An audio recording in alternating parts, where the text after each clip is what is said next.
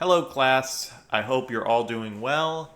You've made it through week one, and now we are at week two. And week two is all about building a skill that will aid you for the rest of your life, and it's something that you will continue to do well until the day you die, which is building your vocabulary. And so today we're going to be talking about some strategies or ways that you can do that, as well as breaking down words into component parts.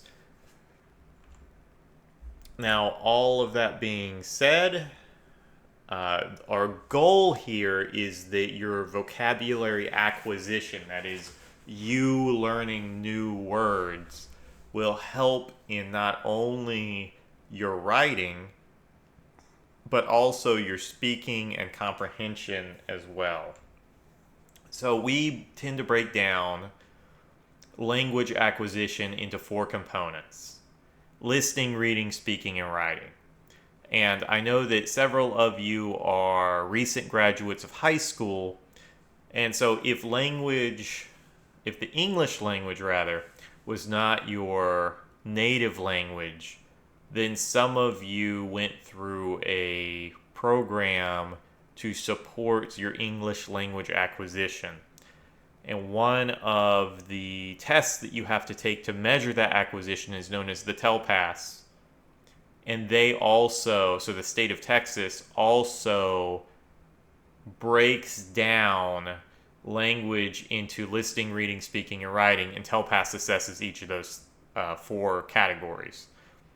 So the public education system in Texas sees it that way, and so do advanced academic institutions, which is what this textbook was written for. Listening, reading, speaking, and writing. Vocabulary helps all of these aspects. The more words you know, the more you can understand people who are speaking to you, the easier it will be for you to read, the more complicated you can speak, and finally, the better that you can write. That makes total sense. As a general rule, you can't write better or more advanced than you can read, and you can't speak any more advanced than you can listen. So before you can output new things, you have to be able to receive the input of them and comprehend them. So that means that our goal here is going to be, as we receive input from listening and reading, we're able to decode it, remember it, and then add it to our repertoire so that our output has new tools and words in them. So just like we were saying, our goal with all of these things is to take a word and then apply it to all of those categories. There's going to be a lot of practices in this particular chapter. As I said last week, and this will be an ongoing theme, these practices are not assignments that you're going to turn in for a grade.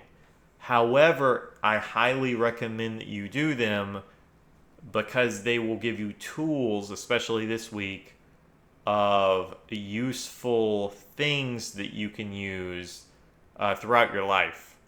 And a lot of them are used in very professional capacities, as we'll talk about later. So I highly recommend that you always keep paper and pen or pencil, but some people use like a notes app on their phone, something like that. Some people record things, like they dictate to it. Whatever works for you. You have your laptop out, you're typing, but just be prepared to do that, okay? Also, if anything that I go over here you're still not sure about, or you want additional clarification or maybe extra practice or something like that, remember that the question board exists. Just be sure that you are as detailed as possible in your questions so I know how to help you best, or your classmates know how to help you best. We are first going to look at an essay from Amy Tan. who is a very famous author, Asian American author, and she has a very famous work called Mother Tongue. And so we're going to do that, but then prior to you reading, there are some words or phrases down here: sociologists, immigrant families, IQ tests, SAT, and math. You're going to pick one of these to use in the practice afterwards. And so I'm priming you so that as you go through the reading of this excerpt, you are thinking about them when they come up. Okay, so I'm actually going to do something I normally don't do during these lectures, but for this first one, I'm going to read it to you. In the future ones, I'll skip these slides and assume that you've done the reading yourself, but sometimes it's nice to get a little narration. So this is by Amy Tan from Mother Tongue. I think my mother's English almost had no effect on limiting my possibilities in life as well. Sociologists and linguists probably tell you that a person's developing language skills are more influenced by peers. But I do think that language spoken in the family, especially in immigrant families, which are more insular, plays a large role in shaping the language of the child. And I believe that it affected my results on achievement tests, IQ tests, and the SAT. While my English skills were never judged as poor compared to math, English could not be considered my strong suit. In grade school, I did moderately well, getting perhaps B's, sometimes B pluses in English, and scoring perhaps in the 60th or 70th percentile on achievement tests. But those scores were not good enough to override the opinion that my true abilities lay in math and science, because in those areas I achieved A's and scored in the 90th percentile or higher. This was understandable. Math is precise. There is only one correct answer. Whereas for me at least, the answers on English tests were always a judgment call, a matter of opinion and personal experience. Those tests were constructed around items like fill-in-the-blank sentence completion, such as, even though Tom was blank, Mary thought he was blank. And the correct answer always seemed to be the most bland combinations of thoughts. For example, even though Tom was shy, Mary thought he was charming. With the grammatical structure even though limiting the correct answer to some sort of semantic opposites. So you wouldn't get answers like, even though Tom was foolish, Mary thought he was ridiculous. Well, according to my mother, there were very few limitations as to what Tom could have been and what Mary might have thought of him, so I never did well on tests like that. The same was true with word analogies, pairs of words in which you were supposed to find some sort of logical semantic relationship. For example, sunset is to nightfall as blank is to blank, and here you would be presented with a list of 4 possible pairs, one of which showed the same kind of relationship. Red is to stoplight, bus is to arrival, chill is to fever, yawn is to boring. Well, I could never think that way. I knew what the tests were asking, but I could not block out of my mind the images already created by the first pair. Sunset is to nightfall. And I would see a burst of colors against a darkening sky, the moon rising, the lowering of a curtain of stars. And all the other pairs of words, red, bus, stoplight, boring, just throw up a mass of confusing images, making it impossible for me to sort out something as logical as saying, a sunset precedes nightfall is the same as a chill precedes a fever. The only way I would have gotten that answer right would have been to imagine an associative situation. For example, my being disobedient and staying out past sunset, catching a chill at night, which turns into feverish pneumonia as punishment, which indeed did happen to me.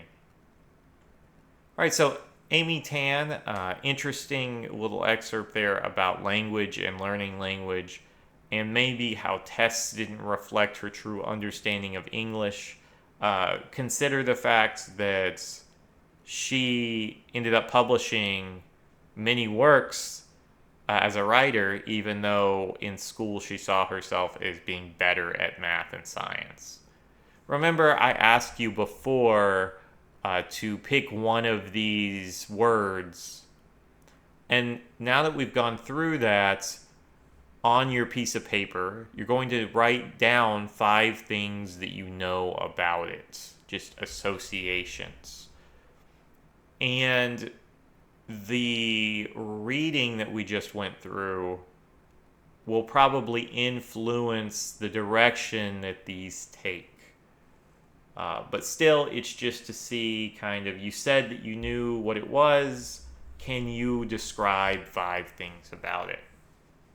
This is a good practice to test yourself if you know the gist of a word or if you really, really feel comfortable with the understanding and surrounding understanding to it.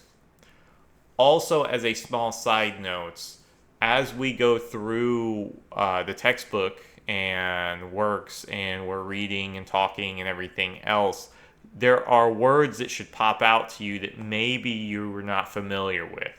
I feel like Amy Tan uses a lot of words that don't come up in our natural day-to-day language, maybe at work, but not otherwise. So things like semantic is a great example here. And if you come across those words, these are great words to use in your vocabulary diary. So I would make a note of these words and just kind of keep them. If you're not sure what I'm talking about with the vocabulary diary, there's another video that explains that in this week's lessons, so look out for that. Okay, so we are going to talk about denotation, connotation, synonyms, and antonyms. And denotation is very simply a dictionary definition of a word. I think it's easier to talk about denotation and connotation at the same time for a second and give you some examples. So when I say denotation is a dictionary definition, it's really what I mean is that there's no emotional weight tied to it. So I'm going to first, before giving you an example of denotation, talk about connotation, because I think it's an easier one for people to just understand when they see an example of it. So connotation, on the other hand, is when a word has emotional association to it, that it can be seen as positive or negative. So for example, let's say that someone has a handicap. A positive way of referring to that, as much as one can be positive in that instance, would be something like differently abled. A negative way to refer to that may be calling them crippled. It's not a very polite thing to do, right? We don't say, oh, that person's crippled.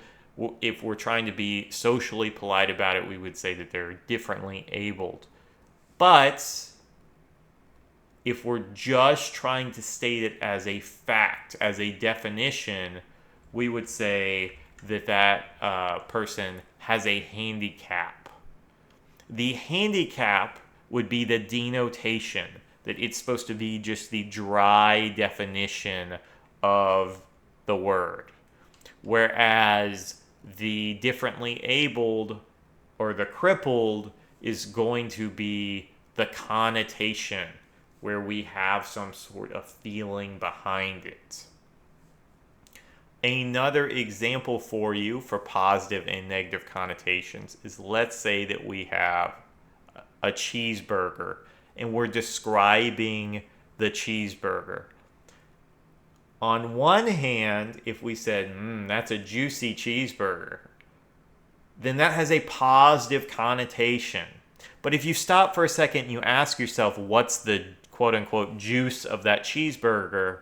It's grease. So if we said, oh, that's a greasy hamburger, we generally see that as a negative connotation. It totally depends on what you're trying to make someone feel as to whether you aim at a positive or negative connotation. And we naturally do this all the time without thinking about it. And it's a way that people can manipulate each other as to how they're supposed to feel about something. And I think the cheeseburger is a good example of that, right? That if we're all deciding on where to eat, say, oh, hey, let's go to Tornado Burger, and someone says, oh, yeah, I really want to go there, they have some of the juiciest burgers. That's a positive way, right? They're trying to convince everyone else in the friend group that, yes, that's where we should go. But if they said, oh, I don't know, they are super greasy, well, then I'm saying describing the same thing about the burger, but in this case, I'm telling everyone, no, I don't want that. You can practice by looking at words that mean the same thing. So another example that's in your slides is angry, and then we have furious and livid. And we can talk about which one is maybe more negative, because here in this case you're not going to have like a positive way of saying angry. If we're looking at furious and livid, they're both kind of negative, but they have different emotional weight behind them. So livid here would be more strong of a feeling than being furious. Livid's kind of like all of your being feels that way, and furious is just the step above being angry. All of those, the angry, the livid, the furious, are synonyms. So synonym means the same or similar meaning. And antonyms, on the other hand, would be opposite meanings. So they give the example happy and euphoric. That's a great one. Sad and depressed, those may be synonyms as well. Synonyms are words that mean the same thing, though, as we were just saying, they can have slightly different flavors, but the overall meaning behind them are very similar. Antonyms, on the other hand, are just opposites. So happy, sad, or happy and distraught, euphoric and distraught. Those are all opposites, right? Dry and wet, anything like that. It's important to note that just because they have the same meaning in their synonyms, they may not have the same connotation behind them. So going way back to our first example of differently abled and crippled, those and handicapped, those all have the same rough definition. So they're synonymous with each other, but they don't have the same connotations. Similarly, you may feel happy, but euphoric is very strong feeling. That's like, oh, I feel better than I've ever felt before in my life. I'm going to heaven right now. Those are slightly different connotations, but they're synonymous words. Okay, so there are some word websites that I recommend to you. WordNik is a great place to look at the etymology of a word, which is just where did this word come from. It's an interesting thing to look at, especially since in English our words come from so many different other languages that it may surprise you where the origins of some words are. I think similarly, it's very interesting to see in some other language, like Vietnamese is a language that gets a lot of its present modern day words from either English or French because of how they were colonized. And the more native words, if you trace back the really, really old words, they have some similarity to Chinese, certain dialects of Chinese. And then those kind of middle words in between the Chinese and the French and the English are like word association, where you see that someone had an idea at the time and just created a new word and kind of went with it. And so it can be just fascinating to see linguistically where all these words come from. Additionally, there are some great online dictionary and thesauruses out there to help you learn new words. And then if you've never heard of the website FreeRice, it's a great place where you can just sit there on your phone and it gives you quizzes. Like it'll give you a definition, and it will ask what the right word is or vice versa. And it goes from very simple words to very complex words, and it can be a great way to just slowly work on your vocabulary when you're idle, bored, something like that. So there are some more practices that I would like for you to do, which is making your own formal definitions, where you, once again, words that you're familiar with, you sit down and you really try to write a technical definition. You find synonyms for the next practice 2-4.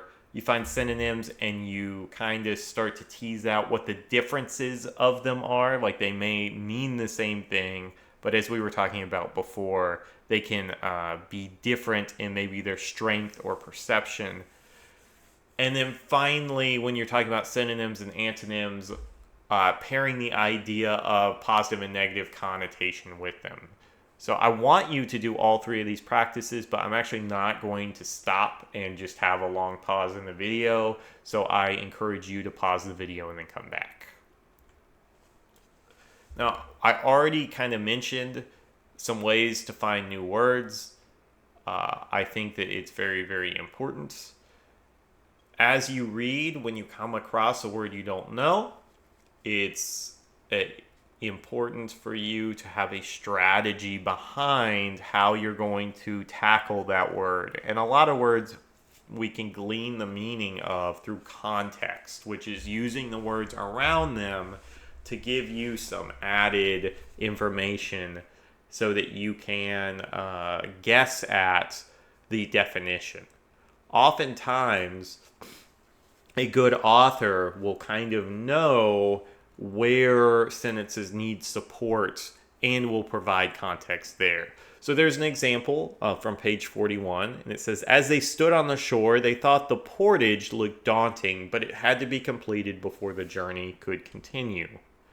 If we look up portage in the dictionary, you'll see that there's multiple definitions. There's actually two different forms of the word as well, whether it's being used as a verb or a noun. And so if we go back and forth from that definition and the example sentence, we should be able to kind of figure out which definition makes the most sense here.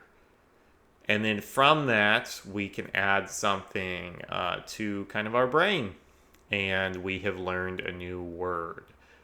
In this case, this portage is just a word that's not used very commonly anymore. And if we look at the definitions, it says the carrying of boats or goods over land from one body of water to another or around an obstacle. You can see that this is all about like transport and water. Those are very common things. Well, a primary form of transportation used to be water. And it's just like we don't go on passenger ferries and ships nearly as much as people used to even 100 years ago or 200 years ago. And so this word just kind of fell out of usage somewhat.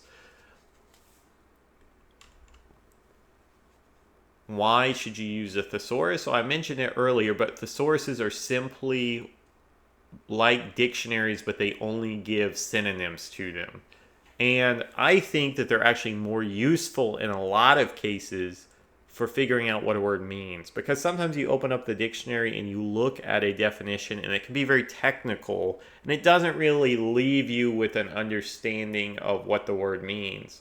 But a thesaurus will list similar words in meaning, and you can look at them and go, oh, I know a few of these other ones. Oh, okay, I get the general idea of what the word means. And then you just look at examples of the word being used, and it can really just hone in on what exactly it means. Like, what's the connotative difference between one and the other? So use a thesaurus and then use example sentences to help you hone in on the true definition. We have the internet, which is a great, great tool to find anything out you would ever want to know about words. And as I said before, authors give you these clues to try to help you out, especially if it's not a common word. So I have an example here. It says the Gates Foundation's philanthropy. And philanthropy is a very complicated sounding word. But the author has used these dashes here to set off from the normal part of the sentence extra information to kind of define what philanthropy is for you. Because really the sentence just says the Gates Foundation's philanthropy is impressive. And if everyone knew what philanthropy was, that would be enough. But because it's not very common, they can give you not only some extra kind of like definition of the word, but give you an idea of how exactly the Gates Foundation provides this philanthropy as well. So it says the Gates Foundation's philanthropy, charitable donations to numerous educational institutions, and AIDS research is impressive. So we know that the Gates Foundation is giving funding to AIDS research. But philanthropy isn't just about AIDS research, it's about all of this stuff. So the author gave us context and managed to do double the duty at once. We got to learn more about the Gates Foundation, and we got to learn what philanthropy was without them simply and dryly defining it for us. So this is another example for you, and I'm just going to kind of slide on by here. Same thing with this. I'm going to kind of slide on by. It's just the idea that surrounding words and ideas can help you define what a word is. This word in question, by the way, we would say that sycophant. It's a very good word to maybe add to your vocabulary journal. Okay, now context clues are those surrounding words, but contrast clues are words that mean the opposite thing. So an antonym is provided in the sentence, and there are words to tell us it's an antonym, like however, in contrast, unlike, but. For years, coaches praised his athletic skills, but more recently they've begun to disparage him.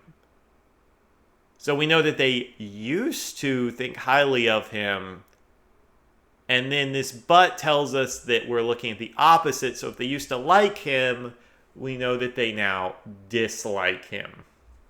And in this case, disparage means to discourage or to not talk highly of, to kind of put down. Okay, so there's another practice I want you to do where there are an excerpt from 2 essays, and to use context clues to try to figure out some of those bold-faced words. This is the way that you're going to be primarily throughout your life, whether you write it down on paper or just do it inside your head, trying to figure out what words mean. So pause the video right here and practice. And now that you're back and you have practiced, think about what you can do to kind of create a system for yourself, for almost like creating your own dictionary, but it's simply just words that you don't know.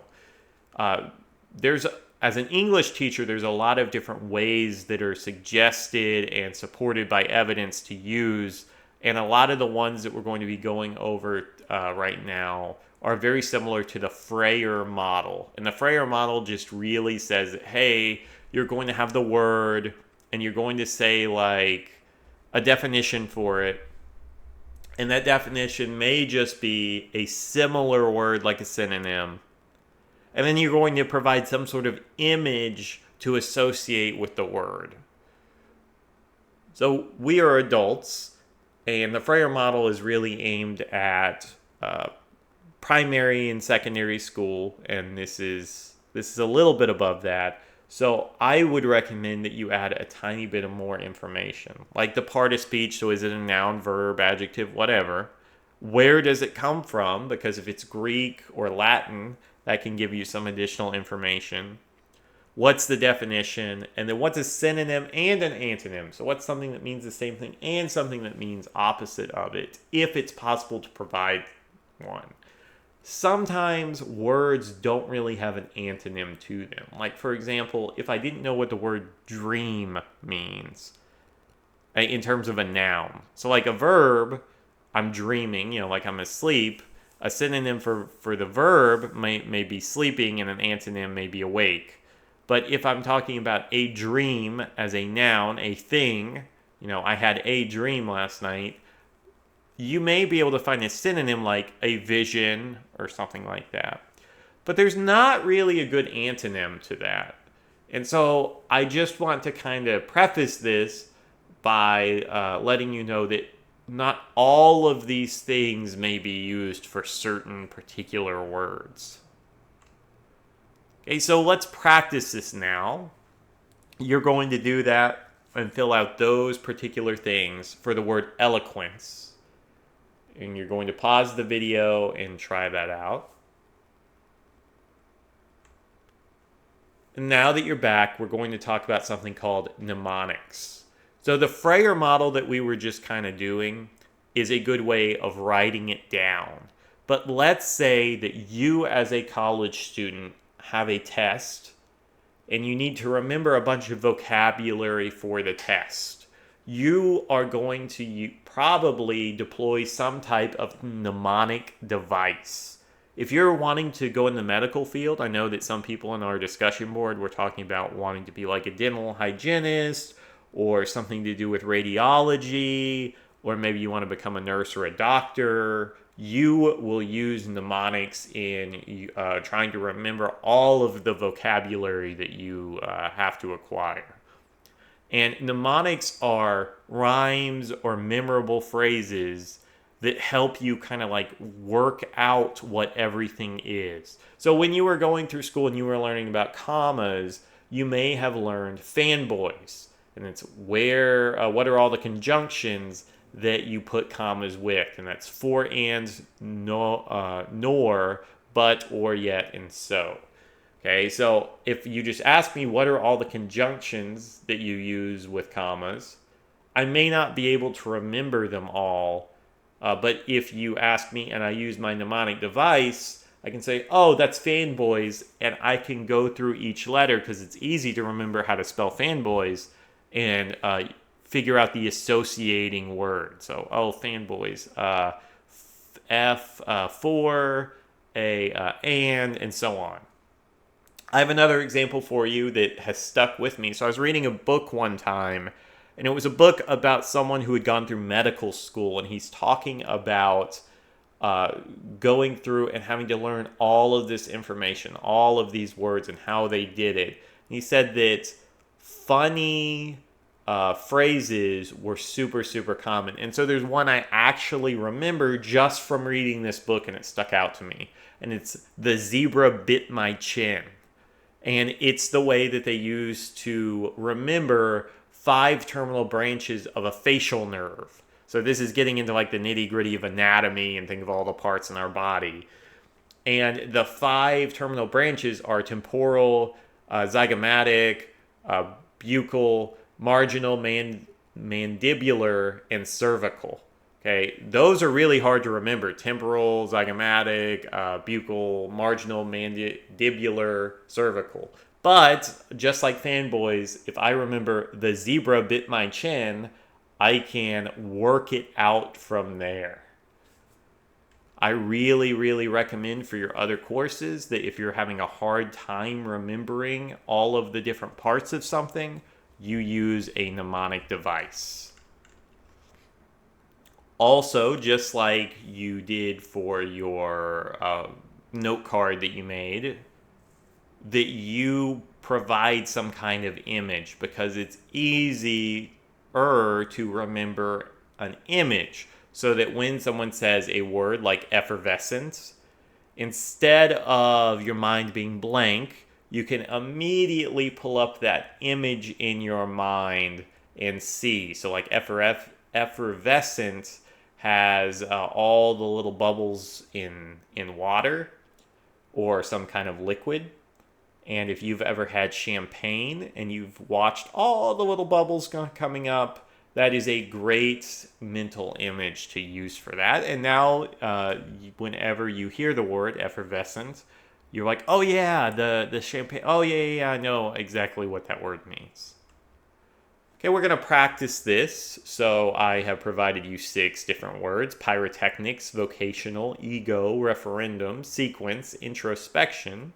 You're going to take a minute, and on your piece of paper or your cards, you're going to write down the word and then give it some sort of associated image. Sometimes for abstract words like ego, it can be difficult to have a perfect image, so you just have to know yourself and know what will work for you. So go ahead, pause the video, and try it out. All right, we're going to go kind of a little bit faster now for the remainder of this video. We have about 10 slides left here, a little bit more than that. We're going to talk about breaking words down. So we have prefixes, suffixes, and roots. And if you want to get really, really good at being able to figure out what words mean when you have never seen them before or don't know, I really recommend that you, off to the side, sit down and learn and memorize prefixes, suffixes, and roots. We just don't have time in this course to really focus on it that much. But if you really, really want to get good at this, and just be able to define and figure out stuff with never seeing it before, especially if you're going into the medical field, this is the way.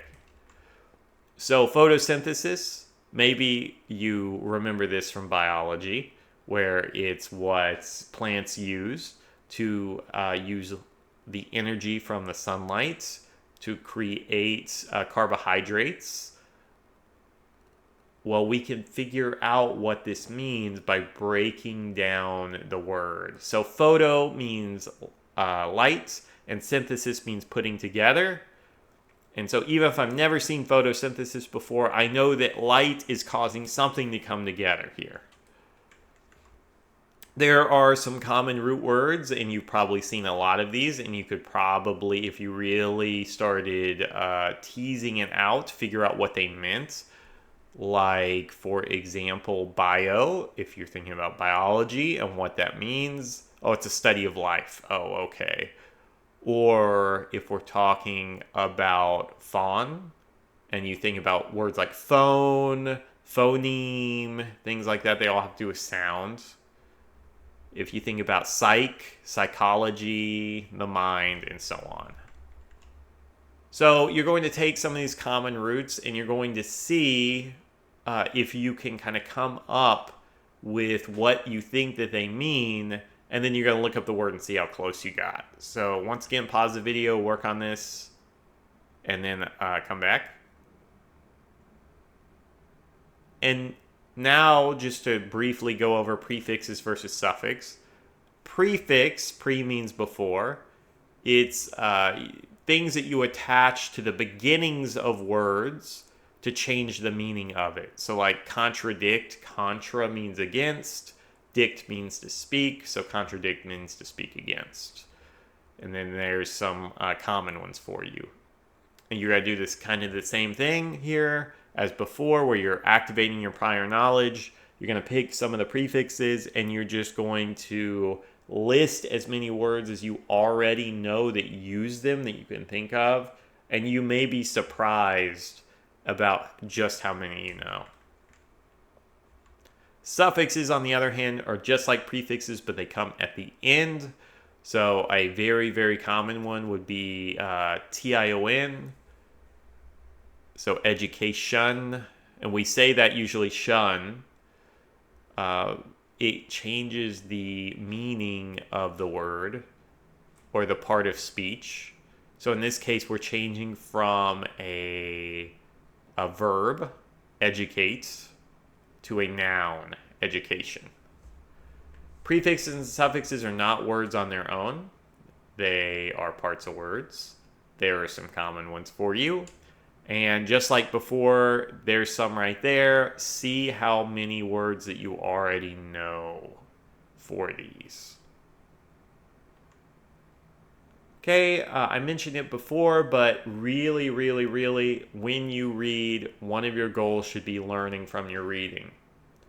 I'm not going to say that you always 100% of the time stop and look up a word that you don't know, but the more you do that in the future, the less you'll have to stop and look up stuff, and the more words you'll know in general. And so your comprehension will increase. Please, please do it. And it's not just when you're reading school related things. So if you're reading the news is a great example of a way where you can encounter new vocabulary and say, whoop, I don't know what that means. I need to look that up. We have another practice here.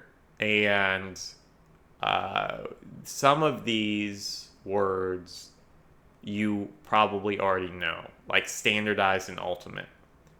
And some of them you may not be as comfortable with, like mnemonic or maybe discipline.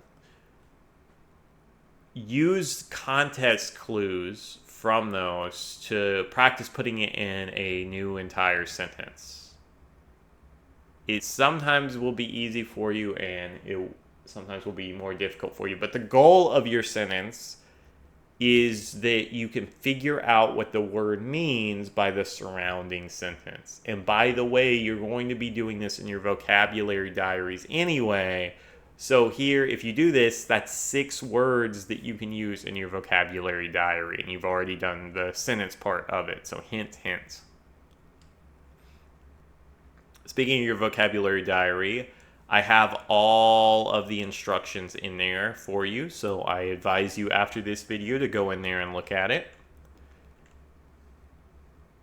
And to review what we talked about today, vocabulary is important for not just your writing, but your listening, your reading, and your speaking as well.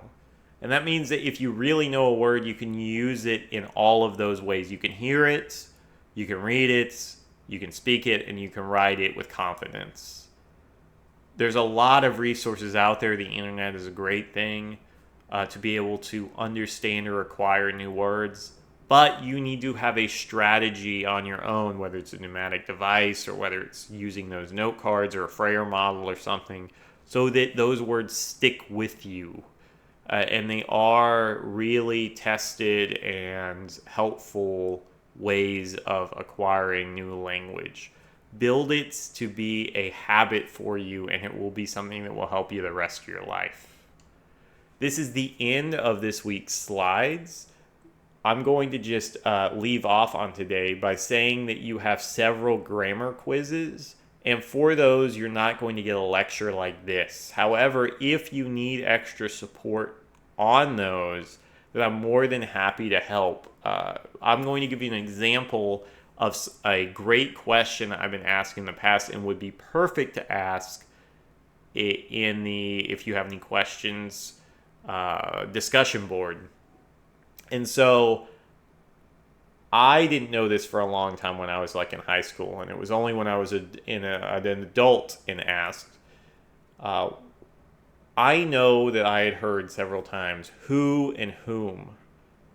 And, well, which do you use? You know, what's the real difference? Whom just sounds more fancy, and in normal conversation, we don't really use it that often because most people just make the mistake and don't know how. But if you ask yourself how you would answer the question, like who is it or whom is it? Who always uses he or she. So if you can say, who is it? Oh, it is he. And if that makes sense, then you would use who. So who did it? He did it. That makes sense. Whom, on the other hand, uses him or her. So to whom do I give the gift? Oh, I give it to her. Okay, so now I know to use whom rather than who. That's just an example of maybe things that you'll come across in the grammar where you may stop and say, I still don't understand this. Can you give extra guidance? And that's what I'm here for, okay? But you have to speak up and all that good stuff. Make sure you're doing your discussion post and make sure that you're logging in. But if you made it this far, I hope you have a great rest of your week and keep working hard. Thank you.